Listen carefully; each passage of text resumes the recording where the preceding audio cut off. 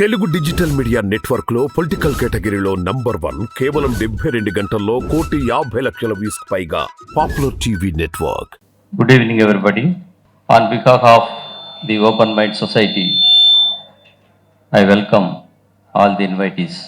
I also extend a hearty welcome to the special guests, Sri Ajay Kallangaru, formerly Chief Secretary, Government of Andhra Pradesh, and presently Principal Advisor to the Honorable Chief Minister, Government of Andhra Pradesh. I welcome Sri Siddhartha Jain Garu, Commissioner SS and LR. I extend a hearty welcome to Sunil Kumar Garu, Advocate, Land Laws Expert, and Adjunct Professor, Nalsar University. Finally, I welcome all the advocate friends and my friends who have come all the way from different places. Indeed, it's a privilege for our society to conduct the seminar amidst a galaxy of intellectuals. Before putting the subject for discussion, let me explain in brief what the open mind sees. You may question, and who are you, you fellow, why are you conducting, and who are you to conduct this seminar? This society, Open Mind Society, is a registered society. It was started in the year 2017. Since then, we have been organizing several seminars, roundtable conferences, etc., throughout the state, in different parts of the state, both Telangana and Andhra Pradesh. So far, we have conducted 7 such seminars, this kind of seminars throughout the state. It's a non-political organization, non-profit organization. మా సంస్థకి, open mind సంస్థకి ఏ రాజకీయ పార్టీతో కానీ బంధం కానీ అనుబంధం కానీ లేవు అని చెప్పి నిర్ద్వందంగా చెప్తున్నాను. I clarify that this association is not affiliated to any political party. Coming to the subject, this society, we conduct the seminars. At the end of the seminar, we always put it for discussion. The name Open Minds itself speaks that we are always open to listening. We are always open for discussion on issues and coming out with fruitful solutions. I request all the invitees to actively participate in the discussions and make the seminar a success. Coming to the topic, Andhra Pradesh Land Titling Act 2022. Friends, as far as this act is concerned, I am an illiterate. నాకు తెలిసింది చాలా చాలా తక్కువ. నా మిత్రుల ద్వారా, మా విద్యార్థి లాయర్లు ఉన్నారు, నా students, formerly I was a college teacher, వాళ్ళ ద్వారా తెలుసుకున్న కొద్దిపాటి నాలెడ్జ్తోనే కొద్ది నిమిషాలు మాత్రమే మీతో మాట్లాడతాను. ఈ యాక్ట్ ఆంధ్రప్రదేశ్ భూమి హక్కులను స్థిరపరిచే చట్టం అంటున్నాం తెలుగులో. AP land titling act 2022, act 27 of 2023. ఇది సామాన్యుని ఆస్తి హక్కులపై భరోసా కల్పించే చట్టం. బ్రిటిష్ వారి పరిపాలనా కాలం నుండి ఇప్పటి వరకు ఇటువంటి భూ చట్టాన్ని తీసుకురావాలి అని చెప్పి రైతుల నుంచి, మేధావుల నుంచి కూడా డిమాండ్ ఉంది.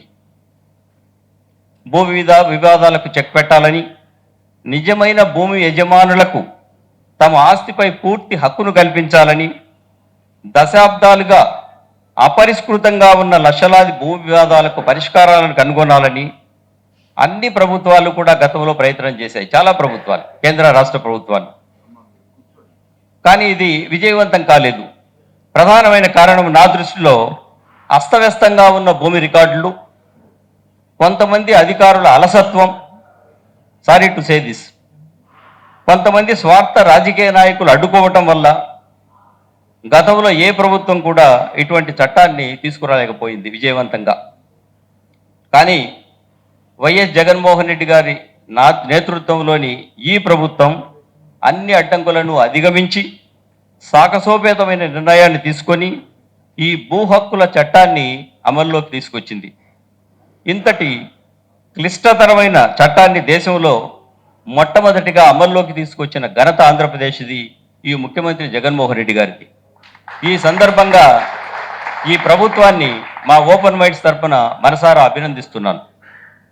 ఇది వారి ముఖ్యమంత్రి గారి పట్టుదలకు, విశ్వసనీయతకు తార్కాణం.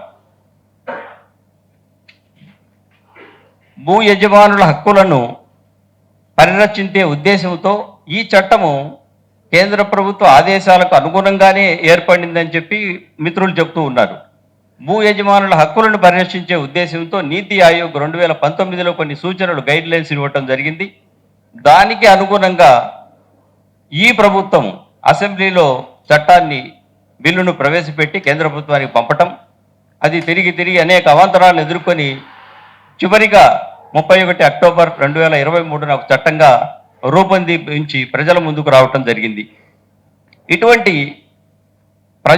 ఉపయోగకరమైన చట్టాలను కూడా కొంతమంది వ్యతిరేకించడం దురదృష్టకరం. కారణాలేంటో నాకు తెలియదు కానీ ఈ విమర్శలు నాకైతే ఆశ్చర్యాన్ని కలిగించలేదు. ఎందుకంటే చరిత్రను తిరగేస్తే సమాజ దశను మార్చే విప్లవాత్మకమైన చట్టాలు ఎప్పుడు వచ్చినా కూడా అవాంతరాలు ఎదుర్కొన్న ఈ చట్టాలన్నీ కూడా అన్ని కాలాల్లోనూ కూడా బాల్య వివాహాలను వ్యతిరేకించడం, వితంతు వివాహాలను ప్రోత్సహించడం ఉదాహరణకు చెప్తున్నాను. ఇటువంటి వాటిని కూడా ఒప్పుకోలే, మొట్టమొదట వ్యతిరేకించారు. సంఘ సంస్కర్తలైన వీరేశలింగం పంతులు, గురజాడ అప్పారావు, రాజా రామ్మోహన్ రాయ్, ఈశ్వరచంద్ర విద్యాసాగర్ వీళ్ళందరూ కూడా సమాజం నుంచి ప్రతిఘటన ఎదుర్కొన్న వాళ్ళు ఏదో ఒక టైంలో. గాంధీజీ సిద్ధాంతాలను కూడా నాడు ఈ రోజు కూడా వ్యతిరేకిస్తున్న వాళ్ళు కూడా ఉన్నారు. కానీ వీటన్నిటినీ కూడా అధిగమించి ప్రజల ఆమోదం పొంది అవి చట్టాల రూపంలో తర్వాత రావటం కూడా జరిగింది.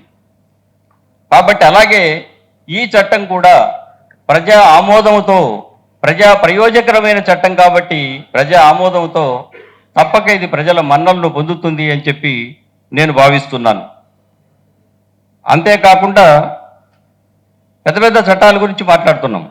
ఈ ప్రభుత్వము విద్యా వైద్య రంగంలో ప్రవేశపెట్టిన సంస్కరణలు, సంక్షేమంపై పెడుతున్న ఖర్చును కూడా కొంతమంది మేధావులు, విద్యావేత్తలు, ప్రతిపక్ష రాజకీయ పార్టీ నాయకులు విమర్శించడం చూస్తూ ఉన్నాం. ఇది ఈ చట్టంపై నా విమర్శలు రావటం అనేది పెద్దగా ఆలోచించవలసిన అవసరం కూడా లేదు. ఇటువంటి చట్టం మీద చిన్న చట్టాలని వ్యతిరేకిస్తున్నారు, చిన్న సంస్కరణలని. ఎన్నో చట్టాలు గతంలో కూడా వచ్చాయి. కానీ ఈ భూ హక్కుల చట్టం మీద ఎందుకు రాష్ట్ర వ్యాప్తంగా ఇంత చర్చ జరుగుతూ ఉంది అన్నది ప్రశ్న.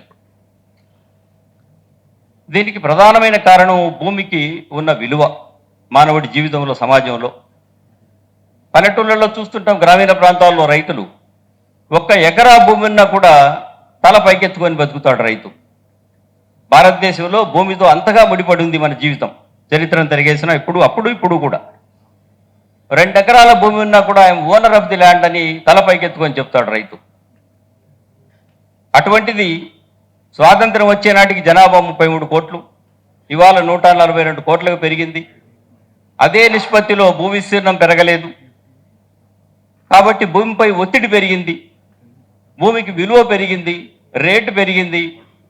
తత్ఫలితంగా కబ్జాలు ప్రారంభమయ్యాయి, భూ తగాదాలు ప్రారంభమయ్యాయి, అధికారులు ముందుకొచ్చాయి.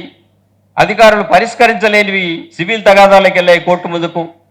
ఇందాకే మనోహర్ రెడ్డి గారు చెప్తున్నారు, కుప్ప తెప్పలుగా 75% వివాదాలన్నీ కూడా భూమికి సంబంధించినవే. కాబట్టి వీటిని పరిష్కరించవలసిన బాధ్యత ప్రభుత్వానిది. మేధావులైన మన మీద కూడా ఈ బాధ్యత కొంతవరకు ఉంది అని చెప్పి మేము అభిప్రాయపడుతున్నాము ఓపెన్ మైండ్స్ సంస్థ తరఫున. ఈ చట్టములు అమలులోకి వస్తే చెప్పకూడదు కానీ నన్ను విమర్శిస్తారేమో, అధికారాలు అని అనను కానీ తమ ప్రాక్టీస్కు భంగం కలుగుతుందని, sorry to say that, subject to correction. పూర్తిగా అధికారాలన్నీ కూడా అధికారుల చేతుల్లోకి ఎడతాయని ఈ title registration officer, title appellate authority officer, civil దావా వేయటానికి కూడా యజమానికి అవకాశం ఉండదని చెప్పి భావిస్తూ ఉన్నారు. ఇది ఎంతవరకు నిజమో నాకైతే తెలియదు. ఈ నిజాలు వాస్తవాలు మనకు తెలియాలి. అందుకే ఈ సబ్జెక్టుని ఎన్నుకొని చర్చకు పెట్టడం జరిగింది ఇక్కడ.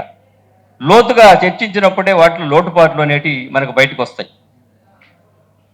అగ్రతరత మహారథులైన పెద్ద అధికారులు, చట్టం రూపకల్పనలో ప్రత్యక్షంగా పరోక్షంగా పాల్గొన్న అధికారులు ఈరోజు స్పీకర్స్గా మన ముందుకు రావటం మన అదృష్టంగా భావిస్తున్నాను నేను. నిజాలు మనం సామాన్య ప్రజలకు చెప్పగలగాలి. చెప్పే ముందు మనకు క్లారిటీ ఉండాలి. ఈ అంశంపై లోతుగా చర్చిద్దాం. లోటుపాట్లు ఏవైనా ఉంటే ప్రభుత్వ దృష్టికి తీసుకెడదాం. రాజకీయ ప్రయోజనాలు ఆశించి ఆధారరహిత విమర్శలు చేస్తున్న వారికి సమాధానం చెప్పవలసిన బాధ్యత కూడా మేధావులైన మన పైన ఉంది అని చెప్పి తెలియజేస్తున్నా మీకు. అర్థవంతమైన ఆలోచనాభరితమైన సందేహాలను నివృత్తి చేసే చర్చ జరగాలని మా ఓపెన్ మైండ్స్ తరపున మనస్ఫూర్తిగా కోరుకుంటూ మీకందరికీ విజ్ఞప్తి చేస్తూ ఇప్పుడు సబ్జెక్టులోకి ఎక్స్పర్ట్స్కు నా బాధ్యతలు అప్పచెప్తాను. I request the honourable Ajay Kallam గారు, former Chief Secretary and advisor to the Honorable Chief Minister, to speak on the subject.